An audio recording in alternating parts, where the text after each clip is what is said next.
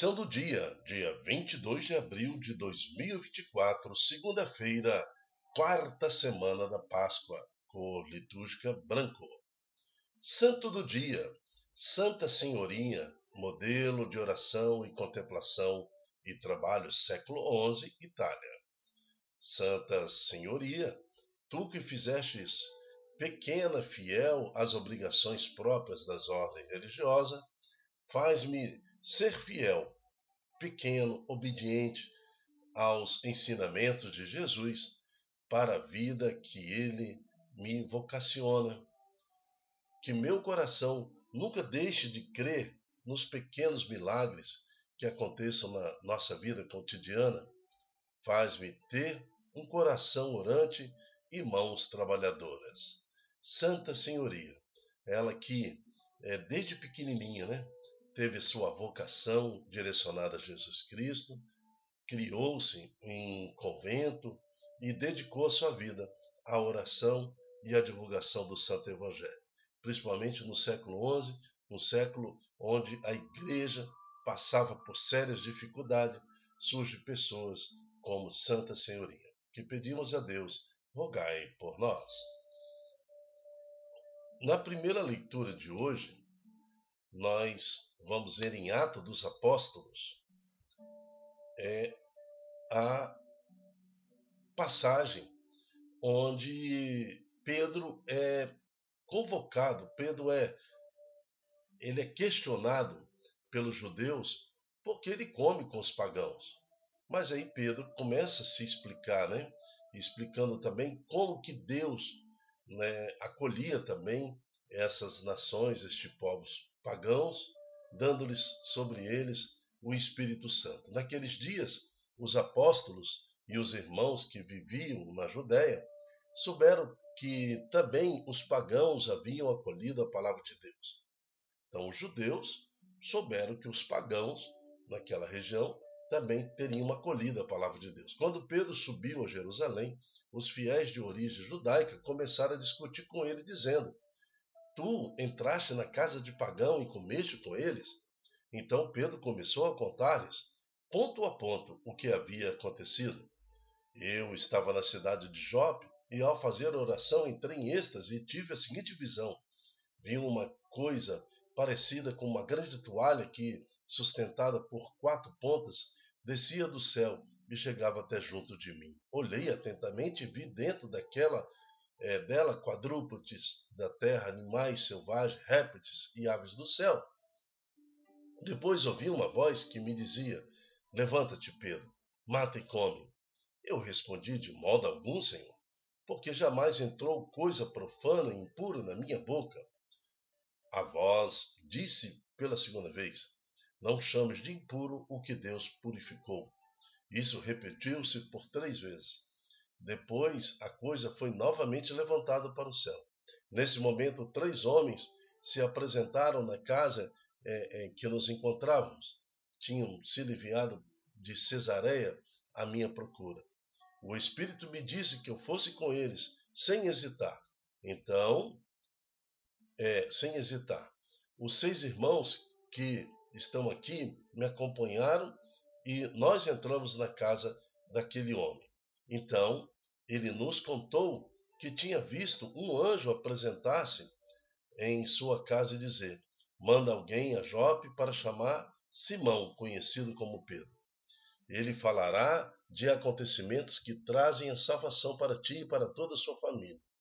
Logo que comecei a falar, o Espírito Santo desceu sobre eles, da mesma forma que desceu sobre nós no princípio. Então eu me lembrei do que o Senhor havia me dito: João batizou com água, mas vós sereis batizados no Espírito Santo. Deus concedeu a eles o mesmo dom que deu a nós que acreditamos no Senhor Jesus Cristo.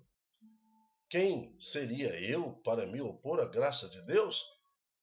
Ao ouvirem isso, os fiéis de origem judaica se acalmaram e glorificaram a Deus, dizendo: também aos pagãos Deus concedeu a conversão que leva para a vida. Palavra do Senhor. Graças a Deus. Então nós estamos diante de uma realidade da época, Pedro proclamava a palavra para uma comunidade pagã e o Espírito Santo desceu sobre eles. Eles começaram a louvar a Deus na unção, glorificando em línguas, glorificando em orações, glorificando a Deus no Espírito Santo, assim como aconteceu em Pentecostes. Então ali Pedro tem a constatação, o Papa, né, o primeiro Papa, o Senhor não tem distinção. Agora cai em mim o que o Senhor me falou, né? Que Deus concedeu a eles o mesmo dons que nós recebemos no início, né? Então ele entendeu o que o Senhor havia dito. João batizou com água, mas vós sereis batizados no Espírito Santo. Assim também acontece na igreja, 21 séculos depois. Temos também a ação do Espírito Santo sobre nós. O Espírito que nos conduz, nos faz glorificar, né, em espírito, glorificando, entendendo que a presença de Deus está sobre a igreja, está sobre cada um de nós.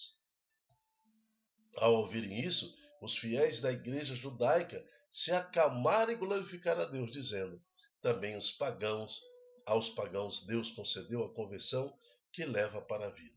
Então, século I da igreja, século XXI, esta nação pagã, né, fora de Israel, que somos nós, convertemos também a Cristo Jesus, aceitando o Filho de Deus como nosso Salvador e glorificamos no Espírito Santo. Amém. O Salmo de hoje nos traz a realidade, né, da nossa busca do Senhor. Assim como a corça suspira pelas águas correntes, suspira igualmente a minha alma por vós, ó meu Deus. Então aquele animal, a corça, que vai cheirando a água em meio ao deserto, onde tem um pouquinho de água, ele vai, né, furungando até chegar à água corrente. Assim também a nossa alma, sem Deus, nós queremos e suspiramos pela presença de Deus. Estamos constantemente buscando Deus, assim como a corça suspira pelas águas correntes, suspira igualmente a minha alma por vós, ó meu Deus. Não há sentido na vida sem Deus. A água refrescante é o Espírito Santo em cada um de nós. Amém. Evangelho. O Evangelho de Jesus Cristo, segundo São João. Glória a vós, Senhor. Naquele tempo, disse Jesus: em verdade vos digo, quem não entra no redil das ovelhas pela porta, mas sobre outro lugar, é ladrão e assaltante. Quem entra pela porta é pastor das ovelhas. Então nós temos aí uma regra para o redil, uma regra para a igreja. Ser igreja significa entrar pela porta da frente. Pedro, tu és pedra, e sobre esta pedra edificarei a minha igreja. Daí para frente houve o sucessor de Pedro, o sucessor do sucessor de Pedro, e vamos chegar até o Papa atual. São homens pecadores, homens vacilantes, assim como o próprio Pedro também foi vacilante. Mas a igreja foi constituída, sim, por homens pecadores que até os dias de hoje, sob a proteção da palavra de Jesus Cristo, trouxeram a igreja até os dias de hoje. Então, em verdade vos digo, isso sai da boca de Jesus, quem não entra no redil das ovelhas pela porta, mas sob outro lugar, é ladrão e assaltante. Então nós temos uma porta para entrar na igreja, para ser igreja, um redil oficial do Senhor Jesus Cristo. Do contrário, não é a igreja do Senhor. Quem entra pela porta é o pastor das ovelhas. A esse o porteiro abre, e as ovelhas escutam sua voz. Ele chama as ovelhas pelo nome e conduz para fora. E depois de fazer sair todas as que são suas, caminha à sua frente, e as ovelhas o seguem, porque conhece a sua voz. Ora, se nós formos lembrar no início da cristandade, entre os anos 300 e até passando pela Idade Média, aí, no século VII, século VIII, então nós vamos ver assim que muitas muitos foram os assaltantes, entre aspas, que se pronunciaram sendo Jesus. Falavam e usavam da sinceridade do coração daquelas pessoas convertidas ao cristianismo de que ele seria a segunda vinda do Senhor, né? Ele seria o Senhor que está chegando, se autoproclamando o próprio Jesus Cristo, aquele que veio em nome do Senhor e faria o julgamento final. As pessoas acreditavam, davam suas posses, né? Dava tudo, e era realmente uma confusão só quando se descobria que aquele enganador, né? Aquele salteador, aquele assaltante de fé, fazia uma confusão danada e usando o nome de Jesus. Então é nesse sentido, o porteiro abre a porta para as ovelhas que escuta a sua voz, porque quem entra pela porta da frente, né, esse é o verdadeiro pastor. Depois de fazer sair todas as ovelhas que são suas, caminha à sua frente, e as ovelhas seguem porque conhecem a sua voz. Então, seguir a Jesus é conhecer a sua voz, estudar a palavra, catequese, estudar, ter conhecimento do Senhor, buscar a vivência na fé, na sabedoria, no discernimento. Mas não seguem um estranho, antes fogem dele, porque não conhece a voz dos estranhos. Jesus contou-lhe esta parábola, mas eles não entenderam o que ele queria dizer. Então Jesus continuou: em verdade vos digo, eu sou a porta das ovelhas. Todos aqueles que vieram antes de mim são ladrões e assaltantes, mas as ovelhas não os escutaram. Eu sou a porta. Quem entrar por mim será salvo. Entrará e sairá e encontrará pastagem. O ladrão só vem para roubar, matar e destruir.